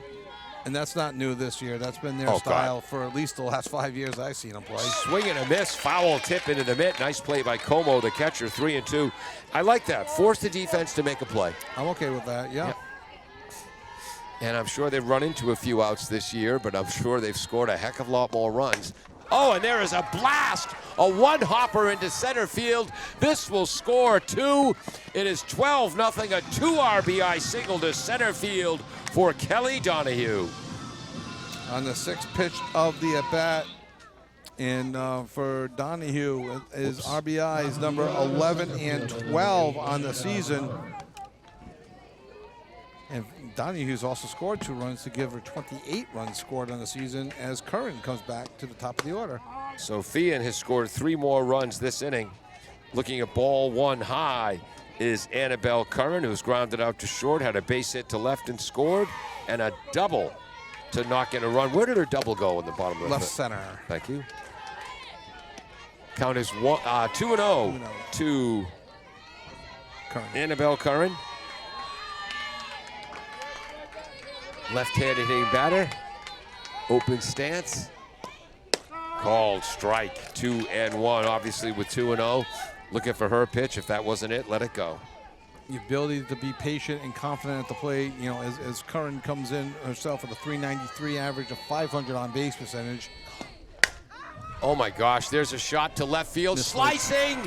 And that's going to reach the wall. Scoring from first base is Kelly Donahue to make it 14-0, and that's an RBI double for Curran. And looks like a situation she might have been able to go to third there, but considering the score, she stopped at second. Yeah, it's almost like they're going station to station when they hit, but there's something the runners on base. Is a shot down the line, foul past the umpire by Gill, who hit her 18th home run of the year last inning. And that base hit by Annabelle Curran reminded me of my drives in golf. Nice slice as it sliced away from the left fielder Bednarz. And so that's an RBI too, right? Yep, that's an RBI as well. King Philip coming into this game with wins over Neshoba Regional, 14-0 in the playoffs. Whoops. Foul ball. A win over Milford in Game 2 of their playoffs, 9-0. And a Game 3, a 11-0 win over Silver Lake. And then Shepherd Hill in the final 4 game, 12-0. They have not allowed a run in 4 playoff victories. 1-2 to Allie Gill. Fouls that to the left. Good job protecting on the changeup with 2 strikes. Might have been a little bit low, but fouled it nice and just fouled it off. Fouled and fouled. Do you have a 13 or 14? 13-0. 13-0 here, bottom of the 4th inning. 9 runs in the 3rd, 4 runs. Swing and a miss, and a nice breaking ball low in the zone. But for King Philip, 1, 2, 3, 4, 5 more base hits for a total of 14 hits. They have 13 runs. They've left 4 runners on base. We have 3 Somerset-Berkley errors. We head to the top of the 5th. 13-0 King Philip over Somerset-Berkley. Welcome back as we head to the top of the 5th inning. KP leading 13-0. Lauren Griffin has re-entered at third base. Bailey Cedarbaum has re-entered at catcher. And Kira Lawrence is now playing left field for the freshman Emma Flaherty. Oh, I thought Kira Lawrence went in for number 2, Murray. No? I think she went in for number 20. So that's You might be right. Lawrence, who's a junior, going in for the freshman who was playing left field. Okay. That's how to get an upperclassman in your lineup. Kate, the KP coach. This is Madison Bednars, who had a base hit to left field her first time up, the freshman left fielder. Count is 1-1. Whoops. A little low on that one. Considering it rolled across the plate. 2 balls, 1 strike. She'll never expect me to roll it across the plate. And again, there's a rosin bag in the circle for the girls, as it is a wet, hot day. Yes. That was fouled back. Count is 2 balls, 2 strikes. Bernards, who reached on an infield single, got stranded at third in the 3rd inning. And again, had that bases clearing double in the semifinal victory over Wakefield. Change up, swing and a miss, just a bit ahead of that. That is the 9th strikeout for McCoy. So 9 of 13 outs have been recorded by strikeout by McCoy Walsh, heading to Hofstra University to continue her career, who looks just as calm and relaxed as could be. Yeah, in only 65 pitches so far thrown from McCoy through 4 in the 3rd innings.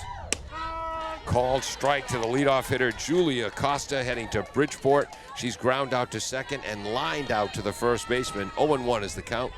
13-0 KP over Somerset-Berkley, top of the 5th. Fastball lofted into left field. Heading back and now in, and the catch is made. And that's the replacement. Ba-doop, ba-doop, ba-doop, ba-doop, by Kira Lawrence.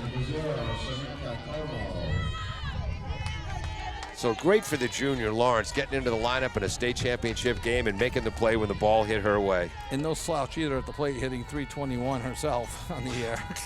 Hitting 321 and he can't get in the starting lineup. How can he tell you play at KP? Ball 1 high to Samantha Como, the outstanding junior catcher, who had a bloop hit to left field and a solid hit to left field. She's 2 for 2. Count is 1-0. 13-0 KP, top of the 5th. Change up, and that's hooked foul. 1 ball, 1 strike. Her first 2 hits have gone to left field, the double right down the line, and the other hit was to left field, and that one she was out in front, pulling it down the left field line, foul. We'll see if King Philip starts moving their fielders. They keep the center fielder straight away, but they do move Lawrence over more towards the line and left. Called strike on the outside edge, 1-2. I don't have my printout of the, how do I not have my printout of the playoff brackets? Rats. Fastball up in the zone, fouled back by Samantha Como, not intimidated by the speed and skill of McCoy Walsh. No, not at all, especially, and as you mentioned, 2 for 2 on the day with a double and a single. Stranded at 3rd and 2nd, while putting the bat on the ball. 1 ball, 2 strikes. Change up high, 2 balls, 2 strikes.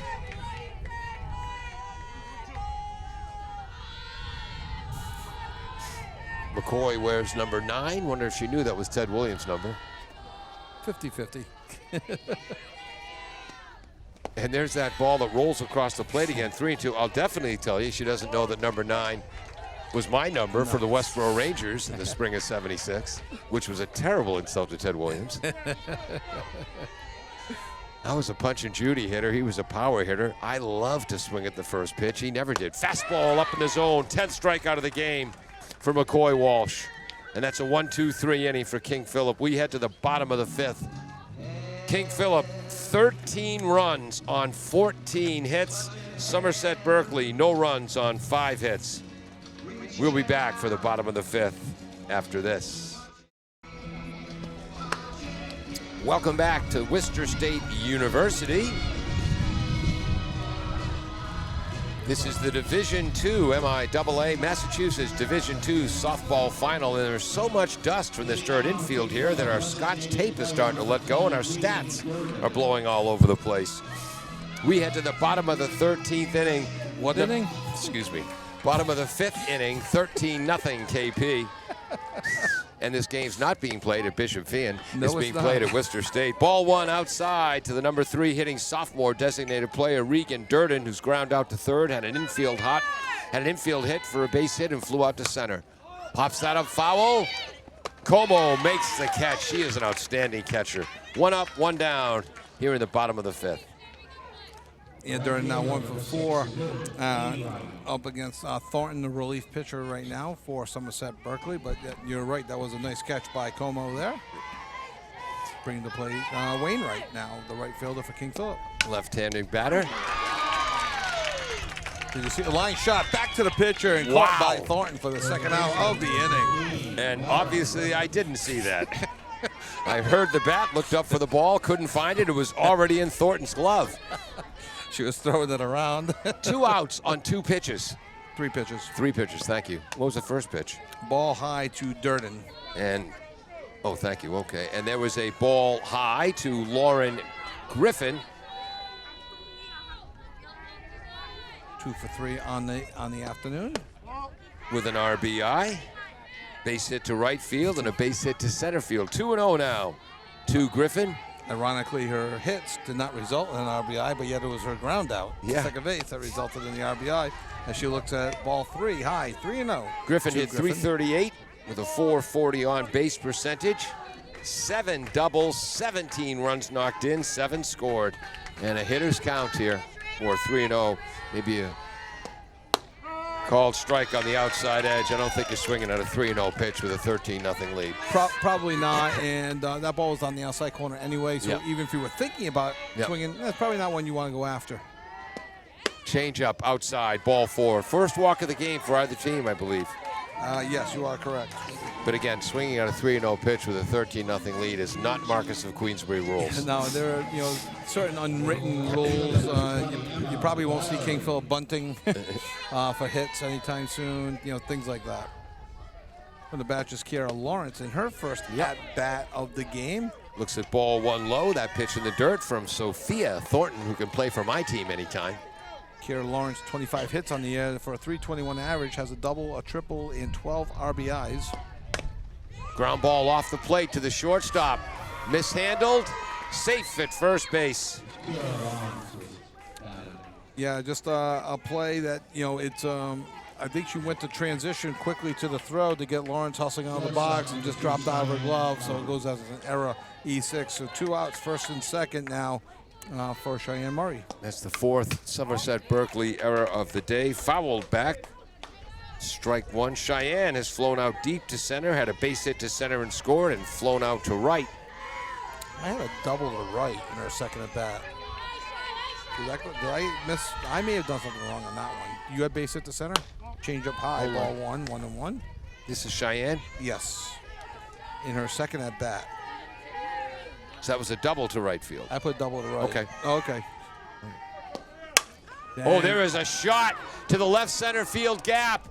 On the run, making the catch is the center fielder, Morera. So twice Murray has flown out deep to Morera, and both times on most high school fields with a 200-foot fence, those would be home runs. Oh, absolutely. But a little bit deeper field, got hung up a little bit, and just and Morera did a nice job tracking it down and catching it cleanly, too. So Bishop Fian now, King Philip, 13 runs on 14 hits, 4 Somerset-Berkley errors, 6 runners left on base for the Warriors, who wear the same colors as that other school, and that was a huge rivalry victory Attleboro had over that other school that should not be named earlier this. Ow! What'd you kick me for? All right, I deserved it. 14-0, 13-0, King Philip. We'll be right back.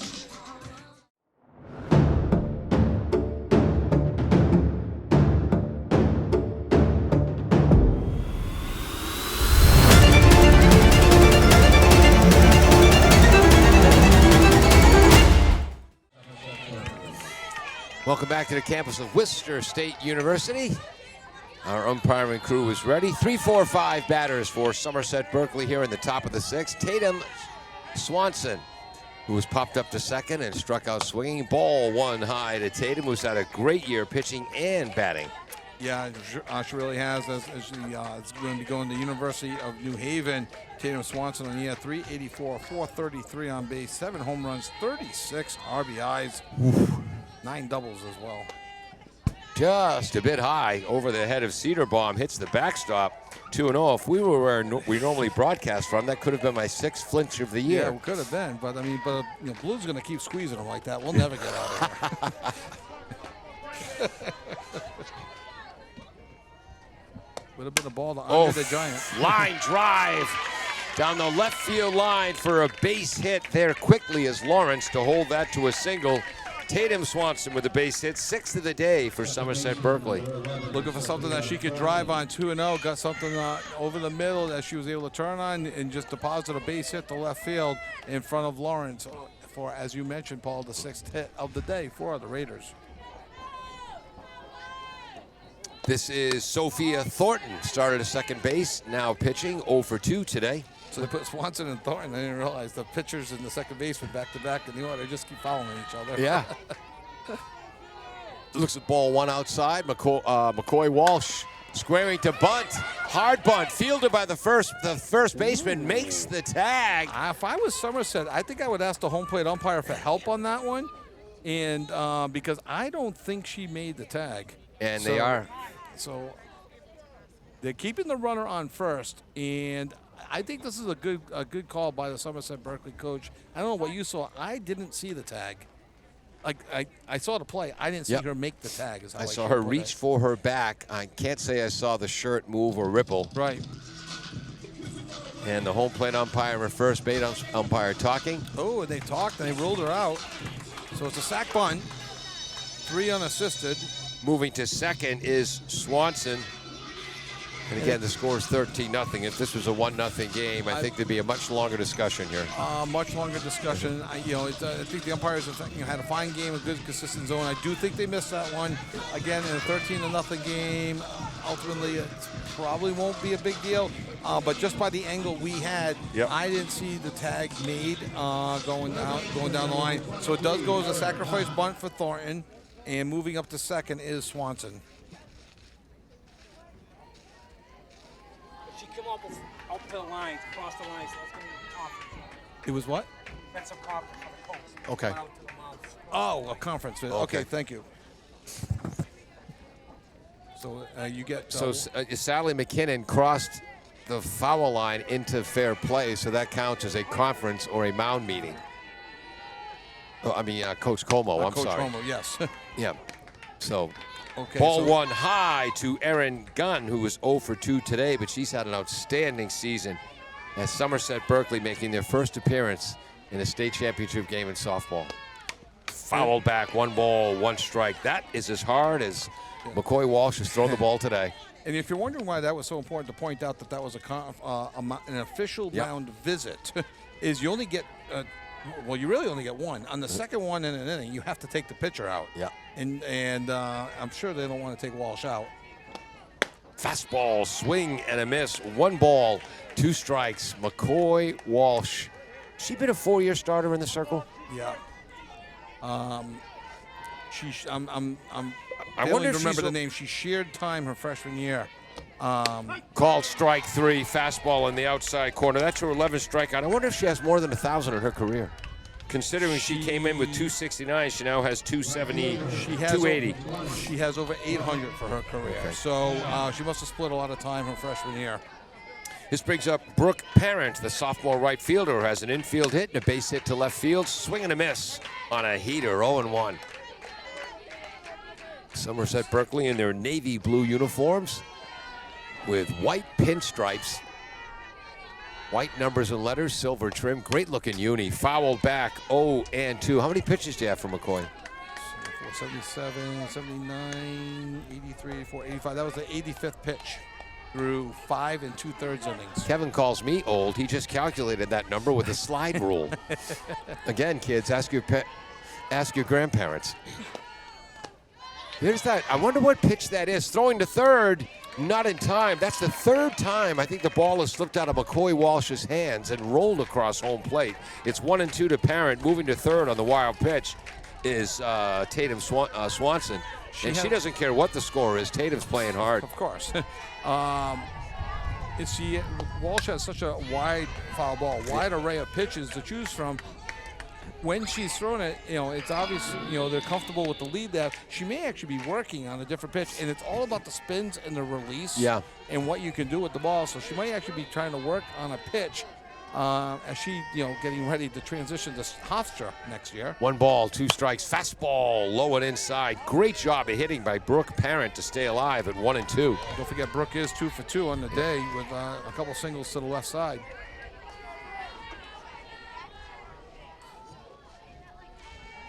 Defensively, Cedarbaum at catcher, Donahue at third, Murray at shortstop, Gill at second, Griffin at first.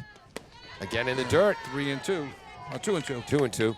In the outfield, Lawrence is in left field, Curran in center field, Wainwright in right field. So the 2-2, the Parent coming up. And again, there's another one that kind of rolled last time. Fastball fouled away by Brooke. And she'll come back. The 8th pitch of the at-bat coming up. Count remains 2-2. Parent raising her .324 average on the season with a 2 for 2 day.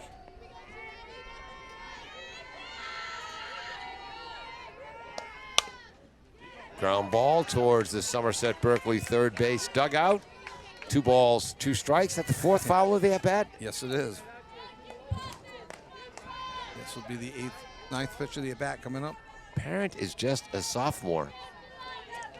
If she was a freshman, it would be a song. So the future bright there as well. Ball lofted deep to left field. Back is Lawrence over her head. And the Raiders are on the board. An RBI double for Brooke Parent, who is 3 for 3 against arguably the best softball pitcher in the state.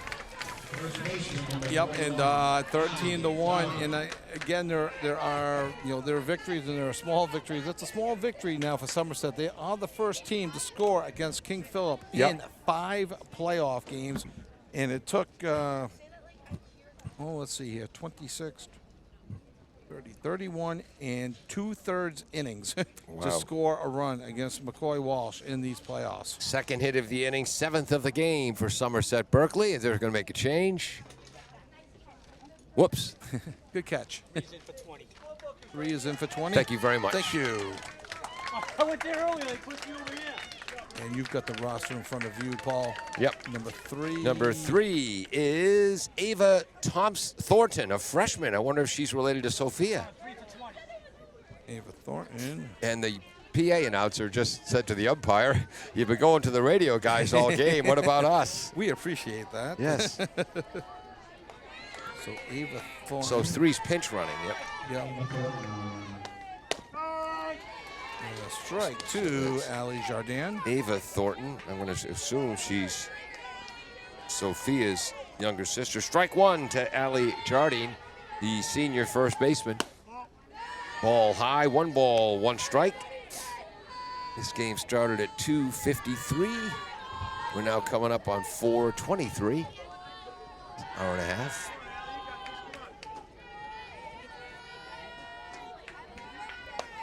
Swing and a miss on a hard fastball by McCoy Walsh, 1-2. And Walsh would you say 11 strikeouts, or is it 12 now? Well, that's right. I think it might be 12 now. Ball high, 2-2. Nope, it's 11. 1, 2, 3, 4, 5, 6, 7, 8, 9, 10. It's 11. 11, okay. And no walks. I borrowed Kevin's slide rule to calculate that. 2-2 to Jardin with a runner on second, 2 outs. Ball just missing inside. 3-2 slide rules, kids. That's what we used to do complicated math before calculators were invented. Just the second 3-ball count of the day for Walsh. Ooh, and just for the second time, just the shaking off the second time. catcher, Cedarbaum. Foul to the left side, hits the fence, count remains full. 13-1, King Philip over Somerset-Berkley here in the top of the 6th. I went too long without giving the score. Sorry, radio audience. That's okay. Yeah, Just give it twice or 3 times in a row to catch up. 13-1, 13-1, 13-1. This game live on 1320 WARA radio in Attleboro. 48 hours after the game, we'll hook up our video to the radio call. Fouled back, count remains full. And that'll be available on the AACS YouTube channel. 2 long at-bats here for Somerset-Berkley. Brooke Perrine had a 9-pitch at-bat before doubling, and now Ali Jardin with an 8-pitch at-bat as she battles 3-2. And the home team provides the softballs, and there's $18 worth of new softballs going to the umpire's bag. $6 each. That's wholesale. Yeah. They are not cheap. 2 hits this inning for Somerset-Berkley, looking to add to the 1 run they've scored earlier. Fastball, hard shot, knocked down by the third baseman, across the diamond in time. What a play by Donahue to Griffin. Wow. Great play by Donahue. Knocked it down, stayed with it, and fired across the diamond for a tremendous play. But Somerset-Berkley does get a run this inning. They now have 1 run on 7 hits, 6 runners left on base, no King Philip errors, and the run is earned. We head to the bottom of the 6th inning, 13-1, King Philip over Somerset-Berkley in the Division II championship game. Welcome back. Bottom of the 6th inning. The King Philip Warriors have had a dominant playoff run. 14-0 over Neshoba, 9-0 over Milford, 11-0 over Silver Lake, 12-0 over Shepherd Hill, which is in Charlton, Massachusetts, for those who don't know, which is about 99.7% of the audience. Okay, exactly. I'm a Central Mass guy, I did know that. Great football program. They've sent a couple of offensive linemen to BC over the years. And here we are in the... Anyone get clipped by Howie Long there? Not like I did, to the fall of 75. Ball lofted to short center field. Drops a run. No. Drops in. It drops in for a base hit. Nice effort by Marrera, but that's a bloop single for Bailey Cedarbaum. Her first hit of the day. She's earlier reached on an error and stole a base and score a run. Coming up to the plate now is Donahue, Kelly Donahue, who is 2 for 3 and has scored 3 runs and has 2 RBIs on the day. Yep. 15 hits now for the Warriors of King Philip. I think we have a courtesy runner in again, yep. Paul, for Cedarbaum, and that's number 22. Yep. Which is Livy Wiggin. Is that right? Livy Wiggin, yep. I'm just trying to confirm if that's 22 running. Yeah, it is. Or is that 25? Lexi Gebhard. We'll find out in a second. Yes. Gebhard. So is that number 25? Yes, 25. It is. Lexi Gebhard. So I think Lexi had a brother who was an outstanding player on King Philip's Super Bowl winning football team. Lexi Gebhard has scored 7 runs on the year. Donahue fouls that off to the left. Count is 2-1 to Donahue, which, as Kevin said, she's 2 for 3, reached on an error and scored 3 times. 2 RBIs as well. Como is the catcher for the Somerset-Berkley Raiders. Gunn at third, Costa at short, Thornton at Swanson at second base, Jardin at first base, the freshman Bednar's in left field, Marrera, a really good center fielder, and Parent in right field. 3 balls, 1 strike now to Kelly Donahue, junior third baseman, ball 4 high. Second walk for Sophia Thornton. Second walk of the game. Going back to the plate is Annabelle Curran. Grounded out to short. Base hit to left field and scored. RBI double to left center and scored. RBI single to left field and scored. Looks at called strike 1. Nice fastball from Sophia Thornton. 0-1 is the count to Annabelle. I think her last hit was a double. I think she has 2 doubles in a single ball. That is. That's, okay. I do have that circle as a double. Thank you, Kevin. Shot past the first baseman for a base hit. And the run comes home, so that is the 3rd RBI hit of the day for the leadoff hitter, Annabelle Curran. And going to third on the play is Donahue. And scoring was the pinch runner, Gebhardt. That was just past Ali Jardin. It was hit so hard that I'm giving it a hit. I think it did hit her glove, but it was hit very hard as Gill Allie Gill comes to the plate. 14-1. Gill has a double to left center, a 3-run homer, and a triple to right center. So she's a base hit away from the cycle. And the count is 2-0 to Allie Gill. That's interesting. Heading to Colgate. Come on, Allie. Get these little milestones here that don't happen too often. Runners have called strike low in the zone, 2-1. So Donahue is at third. At first base is Annabelle Curran, the leadoff hitter, with 4 base hits and 3 runs knocked in. Low.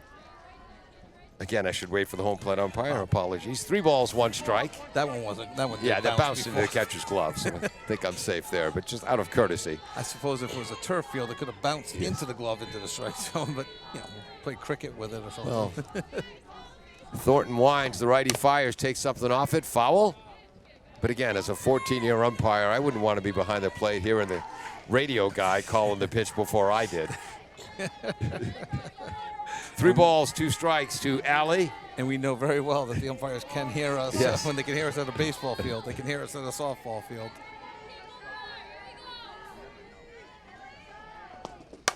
Change up, lofted 8 miles high towards the right side. Swanson underneath it makes the catch. That's the first out of the inning.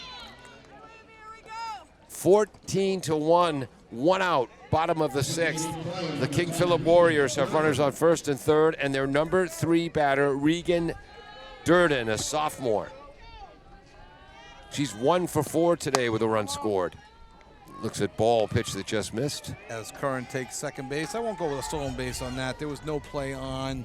That was defensive indifference there. They've been doing other first and third type plays. Yep. Given the stolen base, that was just let her go. Loop Fisted. towards the right, on the run.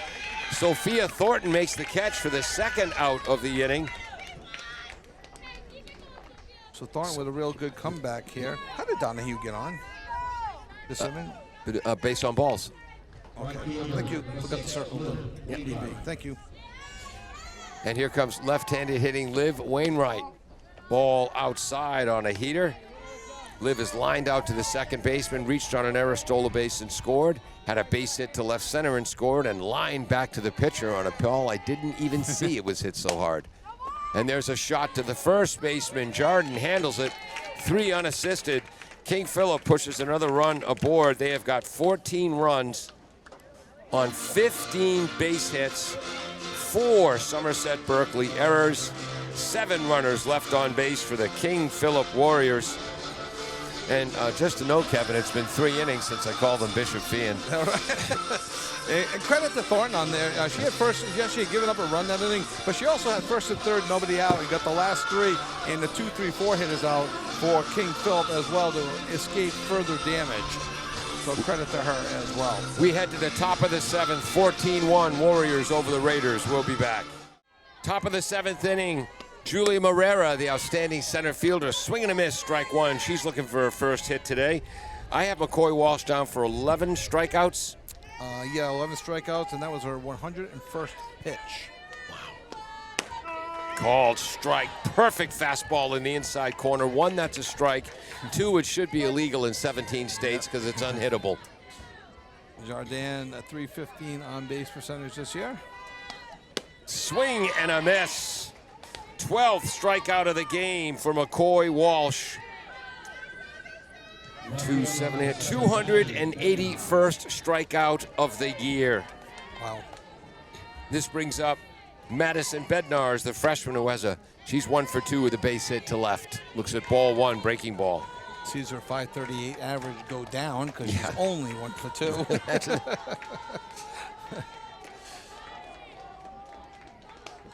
They never said that about my average once. Not from Little League through high school. He hit 500 and his average dropped. Ball high, 2-0. Obviously, McCoy Walsh falling apart here now, Kevin. Yeah, obviously a 2-0. Completely lost it. Fouled back. 2 balls, 1 strike. I go 1 for 5 and my average went up. And, let's not get started on your fielding percentage. Oh my gosh. About the same as my batting average. 14-1. King Philip here in the top of the 7th. They're 2 outs away from the Division II title. Shot into center field for a base hit. Now our average goes up. He's 2 Yes. for 3. And that is the 8th hit of the game. As we're starting to lose our stats. As the dust from home plate. And I know Somerset-Berkley is obviously disappointed. They're 2 outs away from losing. But McCoy Walsh had only given up 5 hits coming into this game in the 4 playoff games. She has given up 8 as well. Called strike 1 to the outstanding left-handed batting shortstop, Julia Costa, heading to Bridgeport. She's lined out to first base. Well, ground out to... There's a pop-up towards the third baseman. Making the catch is Donahue for the second out. Anyway, Costa had grounded out to second, lined out to first, flown out to left. And there's a pop-out for the second out to the third baseman. So Samantha Como had a double in the first inning and then a base hit to left field in the third inning. Struck out swinging, fouls that off to the right. 0-1 to Samantha Como. Did you mention, I'm sorry, I apologize, you mentioned a 2 for 3 with a double and a single. He never listens to me, folks. Sometimes he'll even make eye contact and nod, and I know he's not listening. Slowly hitting a changeup, fielded by the second baseman, flipping to the first baseman. Allie Gill to Griffin at first, and the King Philip Warriors are Division II champions in their first year in Division II, a 14-1 victory over Somerset-Berkley. Now, close through 2, and then just King Philip opened up the floodgates in the third inning with a 9-run third inning.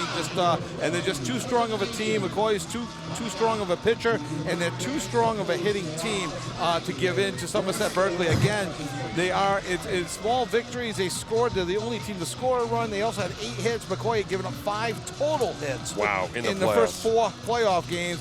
And for Somerset-Berkley, they did put up 8 hits. I guess we can get rid of these stats that are blowing away anyway right now. That one's yours. Thanks. You can have it. Yeah. But congratulations to the King Philip Warriors. Outstanding. Want to say a special congratulations to all the seniors on the squad. McCoy Walsh, Lauren Griffin, Allie Gill. Yeah, all 3, like Attleboro, just 3 seniors on their roster. Yeah, so again, the future's bright. Future's bright, and obviously know a little bit more about Attleboro, the game we're going to do next. And I've heard already that there's a good crop of freshmen coming in, and Coach Homer not afraid to play freshmen if they're ready to play, as we've seen in the past 5 or 6 years for sure. But this is about King Philip, the King Philip Warriors. Como took over as the head coach at KP. She was a former Franklin head coach. She played herself at Mansfield and at Curry College, not at BU, at Curry College. Took over the head coaching job at Bishop Fee during the pandemic. Led them to the playoffs every year in Division I, including a few Final Fours. And now wins the state championship game. This year and their play today from Somerset-Berkley and King Philip.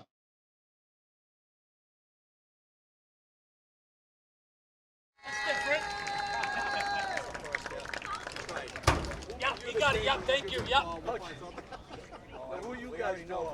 We're with WARA Radio. 48 hours from now, it'll be on that website. The MIA will present medals to both teams at this point. Tell me like you had 3 heads, so I thought I was coming over here. And then later on, he's like, no, up there. You seem receptive to it.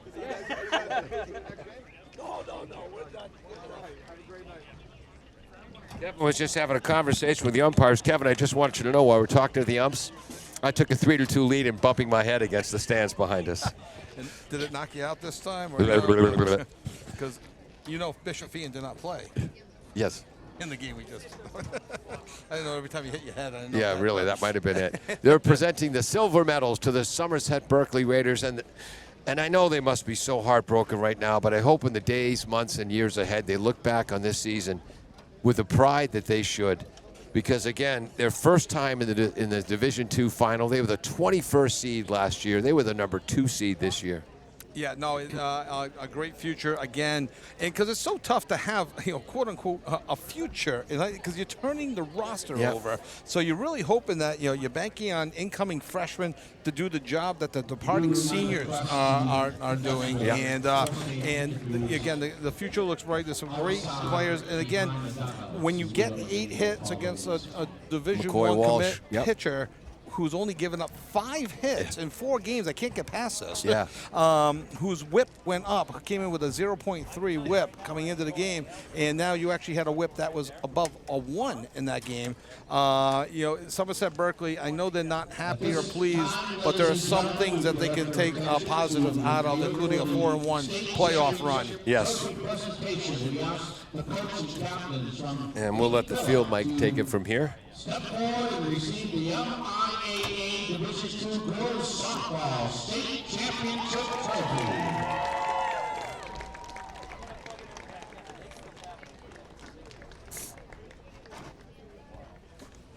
Thank you so much for joining us on 1320 WARA and AACS 96 Sports. I'm Paul Healy. He's Kevin Callahan. Jim Jones, our engineer in charge. Also pinch hit on graphics, and thank you so much to all of you for joining us today. And there it is, We Are the Champions. This song came out my senior year of high school in 1976, and they're still playing it 50 years later. Congratulations to the King Philip Warriors, champions of Massachusetts Division II softball.